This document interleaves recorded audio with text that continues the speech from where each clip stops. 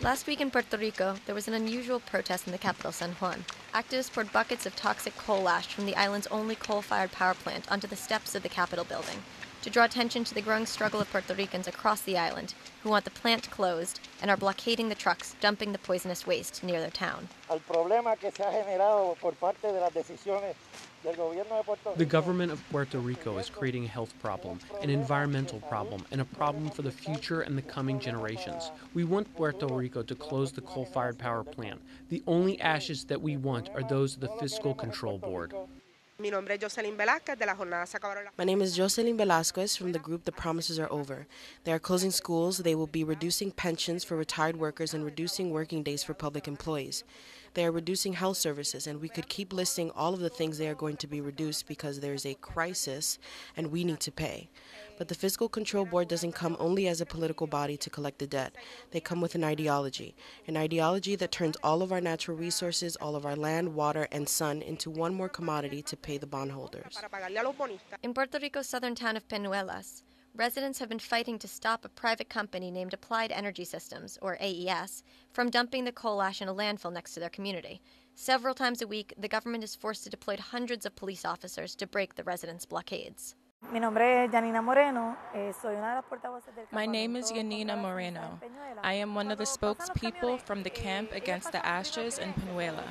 When the trucks drive by, they are speeding from the time they leave the plant in Guayama, and the police create a line of police cars, a whole perimeter to protect the street.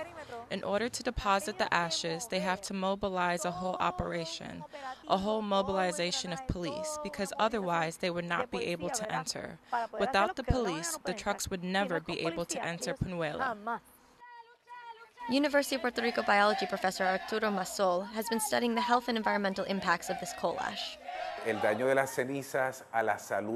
The health impacts of the ashes can range from allergies to respiratory problems to issues as dramatic as birth defects or spontaneous abortions. It is a hazardous material. It is a non-biodegradable material, and about 600 tons are generated daily in Puerto Rico. So the volume generated is provoking a severe disposal problem for Puerto Rico and for any other place where these ashes are produced.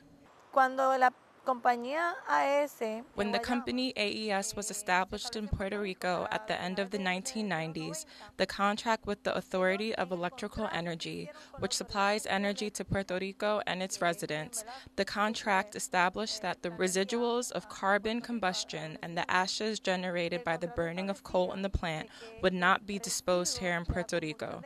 Instead, they would be exported. So they began taking those ashes someplace else, and among those places was the Dominican Republic. A series of problems began there.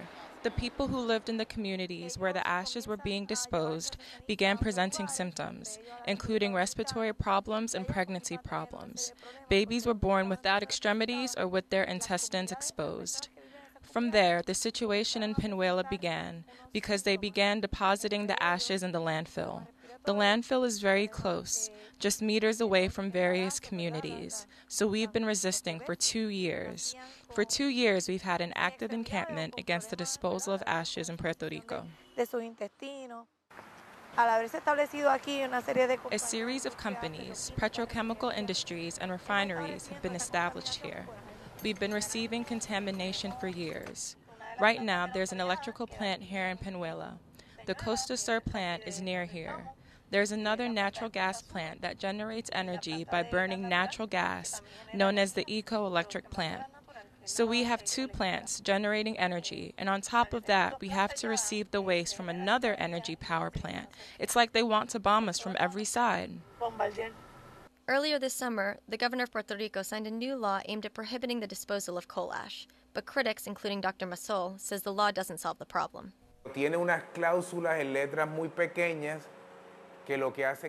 The law has some clauses in very small letters that cancel everything that the law says. That is the most disgusting trick.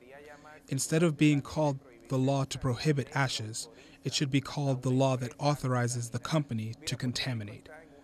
Puerto Rico is in a severe crisis provoked by a collapsed colonial economic model, and a big part of that crisis is associated with the energy agenda, an agenda that has failed. that is obsolete, that is of the 20th century, in which the Electric Power Authority is indebted more than $10 billion. But these $10 billion were for an infrastructure that does not serve the country. It's not a good debt. A good debt would be if we had issued those bonds in order to have renewable energy, using the sun, wind, water, biomass. And that way one could say that we moved forward and away from fossil fuels, while using the resources that the country has available. As the resistance grows in Peñuelas, residents in Guayama, about an hour to the east, have also begun blockading the trucks from leaving the coal-fired power plant there.